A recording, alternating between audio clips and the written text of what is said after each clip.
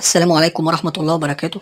أهلا بحضراتكم متابعينا الكرام بفيديو جديد على قناتكم مكة سبورت. بإذن الله في فيديو النهارده هنتعرف على موعد مباراة الأهلي وأوكلاندو بايرتس في دوري أبطال أفريقيا بعد ما فاز النادي الأهلي في آخر مباراة له أمام استاد أبيجان في دوري المجموعات من دوري أبطال أفريقيا بنتيجة 3-1. ونتعرف على القنوات الناقلة للمباراة وملعب والتوقيت والتشكيلة المتوقعة للمباراة وجدول الترتيب. وفي البداية نصلي على النبي أشرف الخلق أجمعين سيدنا محمد عليه الصلاة والسلام. ولو عجبك الفيديو يا ريت تدعمنا بلايك والاشتراك في القناة ليوصلك كل جديد إن شاء الله. يستضيف النادي الأهلي نادي أورلاندو بايرتس في دوري أبطال أفريقيا في الجولة السادسة على ملعب القاهرة الدولي.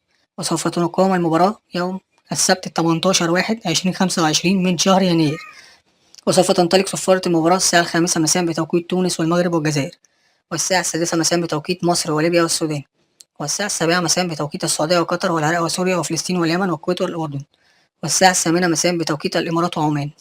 وسوف تذاع المباراة على قناة بين سبورت 3. وتأتي التشكيلة المتوقعة للأهلي: حراسة المرمى محمد الشناوي، خط الدفاع خالد عبد الفتاح، رامي ربيعة، ياسر إبراهيم، كريم الدبيس، خط الوسط مروان عطية، أحمد كوكا، أكرم توفيق، خط الهجوم إمام عاشور، حسين الشحات، وسام أبو علي. ويأتي جدول الترتيب: يأتي الأهلي في المركز الأول برصيد 10 نقاط، أما أورلاندو بايرتس في المركز الثاني برصيد 8 نقاط. وفي النهاية لو عجبك الفيديو يا ريت تدعمنا بلايك والاشتراك في القناة ليوصلك كل جديد إن شاء الله.